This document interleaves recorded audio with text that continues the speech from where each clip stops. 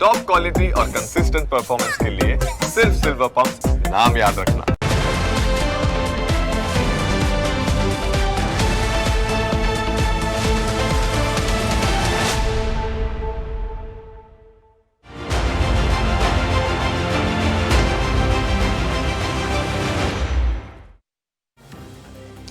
જેટલો મોટો વેપાર તેટલું જ મોટું જોખમ। જ્યારે વેપાર ઉદ્યોગ મોટો હોય ત્યારે નાણાંનું જોખમ પણ ખૂબ જ રહેતું હોય છે। ચોર, લૂંટારૂ અને છેતરપિંડી કરનારા લોકોથી બચવાનો વેપારીઓ સામે પડકાર ઊભો થાય છે।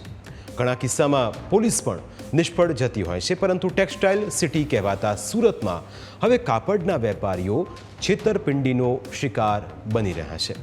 આખરે તેમને એવી કઈ સુવિધા મળવા જઈ રહી છે જેના કારણે તેઓ સુરક્ષિત રહી શકશે, તે અમે તમને આજે વિગતવાર જણાવીશું, જેથી કાપડના વેપારીઓને પણ ખ્યાલ આવે કે તેમની જે સમસ્યા હતી એ સમસ્યાનું હવે કઈ રીતે સમાધાન થવાનું છે। કારણ કે મહેનત કરી હોય અને મહેનતનો એ જ માલ જ્યારે ચોરાઈ જાય ત્યારે કાપડના વેપારીઓ પર આપ તૂટી પડતું હોય છે, કારણ કે વર્ષ દરમિયાન તે સખત મહેનત કરતા હોય છે, મજૂરી ચૂકવતા હોય છે, જે માલ લાવ્યા હોય તેની પણ વસૂલી કરવાની હોય અને એટલા જ માટે આ પ્રકારની ચિંતા તેમને સતત સતાવતી હોય છે। પણ કાપડના વેપારીઓ માટે આ સમાચાર ખૂબ જ કામના અને માહિતીસભર છે। ટેક્સટાઇલ સિટી સુરતના વેપારીઓ દેશના અલગ અલગ રાજ્યોના વેપારી સાથે બિઝનેસ કરે છે। વેપારના કામ માટે બીજા રાજ્યના વેપારીઓ સુરત આવતા હોય છે। તેઓ સુરતના વેપારીઓ સાથે પહેલાં મિત્રતા કેળવે, શરૂઆતમાં તમામ વ્યવહાર રોકડમાં કરે છે। ત્યારબાદ જ્યારે વેપારીને વિશ્વાસ બેસી જાય ત્યારે તેઓ ઉધાર માલ લઈને છેતરપિંડી પણ આચરે છે। તેવામાં સુરતના વેપારીઓ માટે મોટું જોખમ ઊભું થયું હતું। વેપારીઓ સાથે થઈ રહેલી આ છેતરપિંડી રોકવા માટે ફોસ્ટા એટલે કે federation of Surat trade and textile association દ્વારા એક એપ્લિકેશન લોન્ચ કરવામાં આવી છે, જેનું નામ ફોસ્ટા ફોરમ છે। આ એપ્લિકેશન ખૂબ મહત્ત્વની છે। આ એપ્લિકેશનની વિશેષતા એ છે કે તેના માધ્યમથી વેપારી પોતાની સાથે રહેલી છેતરપિંડીની ફરિયાદ એસોસિએશન સુધી પહોંચાડી શકે છે। આ ઉપરાંત જે પણ વેપારી અન્ય રાજ્યમાંથી આવી સુરતના વેપારી સાથે ઠગાઈ કરતા હોય તેવા વેપારીનું ખાસ એક લિસ્ટ એપ્લિકેશનમાં તૈયાર કરવામાં આવે છે। તેનાથી એપ્લિકેશન યુઝ કરતા બીજા વેપારીઓને પણ ખ્યાલ આવશે તેમની સાથે જે વેપારી વેપાર કરવા માગે છે તે યોગ્ય છે કે અયોગ્ય। આ એપ્લિકેશનમાં સાવધાન કોલમ નામની એક અલગ સુવિધા ઊભી કરવામાં આવી છે, જેમાં અન્ય રાજ્યના ફ્રોડ વેપારીઓનું એક લિસ્ટ મુકાયું છે। આ વેપારીઓ પર સુરતમાં પ્રતિબંધ લગાવી દેવાયો છે। એપ્લિકેશનની બીજી ઘણી ખાસિયતો છે, એ પણ અમે તમને વિસ્તારથી સમજાવીએ, જેથી આપને પણ ખ્યાલ આવે કે જે એપ્લિકેશન છે તે કેટલી ઉપયોગી છે। કોઈ પણ વેપારીનો PAN card number, mobile number અથવા જીએસટી નંબર એપ્લિકેશનમાં નાખતાની સાથે જ વેપારીનો વ્યવહાર કેવો છે તેની માહિતી સીધી મળી જાય છે। એટલે કે વેપારીની આખી જે કુંડળી હોય એ સામે આવી જાય, જેનાથી તમામ ડિટેલ મળી રહે કે આ વેપારી આ રાજ્યનો છે તો શું તેની સાથે વેપાર કરવો કે નહીં તેની તમામ વિગતો આ ડેટા નાખતાની સાથે જ મળી જાય છે। બીજી વસ્તુ એ કે સરકાર દ્વારા કોઈ યોજના કે પછી નોટિફિકેશન જાહેર કરવામાં આવશે તે એપ્લિકેશન પર તમામ વેપારી જોઈ શકશે। એટલે કે સરકાર દ્વારા કોઈ પણ પ્રકારની માહિતી જે જરૂરી છે તે મોકલવામાં આવશે તો સીધું જ આ એપ્લિકેશનની અંદર એનો ડેટા રિફ્લેક્ટ થશે અને વેપારી કોઈ પણ ખૂણામાં બેઠા હોય તો એ વેપારી આ એપ્લિકેશનના માધ્યમથી સરકારની તમામ માહિતીનું સચોટ રીતે તેનું વિશ્લેષણ પણ કરી શકશે અને એ માહિતી ઓન ધ સ્પોટ આ એપ્લિકેશન પર મેળવી શકશે। બીજું કે પોલીસ કે પછી ફોસ્ટા દ્વારા અગત્યની મીટિંગ કે પછી અન્ય કોઈ પણ માહિતી એપ્લિકેશનની મદદથી વેપારી સાથે શેર કરી શકાય છે। એપ્લિકેશનમાં ફોસ્ટાના તમામ ડાયરેક્ટરોની વિગત આપવામાં આવી છે, જેથી વેપારીને એ પણ ખ્યાલ આવે કે ડાયરેક્ટર કોણ છે। એમની સાથે કોઈ સીધો સંપર્ક કરવો હોય તો વેપારી એ ડિરેક્ટર સાથે સીધો સંપર્ક કરી શકે છે, જેથી કરીને એક જગ્યા પરથી જ કોઈ પણ વેપારીને તમામ ડાયરેક્ટરની વિગતો મળી રહે છે અને એપ્લિકેશન પરથી જ ફોન કે પછી મેસેજ કરી શકાય છે।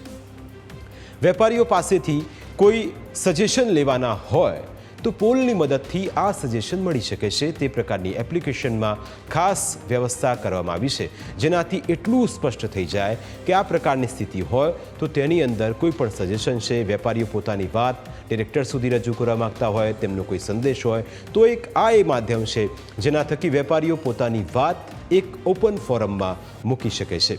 બીજું, ઇમરજન્સીના સમયમાં વેપારીઓને કઈ સેવા મદદરૂપ થઈ શકે તેની માહિતી પણ એપ્લિકેશનમાં અપાય છે, જેથી ઇમરજન્સીના સમયમાં વેપારીઓને તાત્કાલિક ધોરણે મદદ મળી શકે. આ ઉપરાંત વેપારી પોતાની સાથે થયેલી છેતરપિંડી વિશેની માહિતી આ એપ્લિકેશનમાં અપલોડ કરી શકે છે, જેથી જેટલા પણ વેપારીઓ આ એપ્લિકેશનથી એકબીજાના સંપર્કમાં આવ્યા હોય તો તેમને એ ખ્યાલ આવે કે ફલાણો વેપારી આ રાજ્યનો છે અને એણે આ વેપારી સાથે આ પ્રકારની છેતરપિંડી કરે છે, જેથી બીજી વખત છેતરપિંડી થતાં એ વેપારી બચી શકે. એટલે એક સરસ ઓપ્શન વેપારીઓ માટે આ એપ્લિકેશનની અંદર આપવામાં આવ્યો છે. વેપારીએ અપલોડ કરેલી માહિતીના આધારે અન્ય વેપારી પણ ફ્રોડ વેપારી વિશે જાણીને સતર્ક થઈ જાય છે, જેથી મોટું નુકસાન થતું હોય તો તે રોકી શકાય છે. ફ્રોડ કરનાર વેપારી જો પોતાનું પેમેન્ટ ચૂકવીને સેટલમેન્ટ કરી લે તો તેનું નામ ડિફોલ્ટરની યાદીમાંથી હટાવવાની વ્યવસ્થા પણ છે. ફ્રોડ કરનાર વેપારી સામે પોલીસ ફરિયાદ થઈ છે કે નહીં તે બાબતની માહિતી કરાઈ છે ઉપલબ્ધ. એથી કોઈપણ પ્રકારની એફઆઈઆર થઈ હોય અથવા તો કોઈ જાણવાજોગ ફરિયાદ થઈ હોય વેપારી સામે તો પણ તેની માહિતી મળી શકે છે. હાલ 3,500 જેટલા વેપારીઓએ આ એપ્લિકેશનમાં રજીસ્ટ્રેશન કરાવ્યું છે અને અત્યાર સુધી 2800 જેટલી ફરિયાદો મળી ચૂકી છે. હાલ અલગ અલગ વેપારીઓએ 180 કરોડનું પેમેન્ટ ચૂક્યું નથી તેવી ફરિયાદો ફોસ્ટાને મળી છે. આ તમામ ફરિયાદ એપ્લિકેશન પર અપલોડ કરવામાં આવી છે. એવું નથી કે એપ્લિકેશન ફક્ત સુરતના કાપડ વેપારીઓ માટે છે. દેશના જુદા જુદા રાજ્યના ટેક્સટાઇલ વેપારીઓ પણ આ એપ્લિકેશનમાં પોતાની ફરિયાદ નાખી શકે છે. આ એપ્લિકેશન લોન્ચ કરવાને લઈ ફોસ્ટાના પ્રમુખનું શું કહેવું છે એ પણ સાંભળો. के माध्यम से डिजिटल प्लेटफॉर्म होने से 240 मार्केट के 70,000 व्यापारी एक सिंगल क्लिक के ऊपर जुड़ जाएंगे. अलग अलग व्हाट्सएप ग्रुप में अलग अलग रेफरेंस आते हैं तो सभी ग्रुपों में एक साथ में ज्वाइंट नहीं हो सकते क्योंकि उनकी लिमिटेशन होती है और सभी सूचनाएं सभी को नहीं पहुंच पाती है.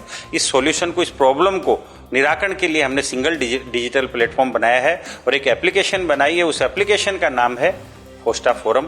आप सब लोग टेक्सटाइल से जुड़े हुए लोग इसको आप डाउनलोड कर सकते हैं.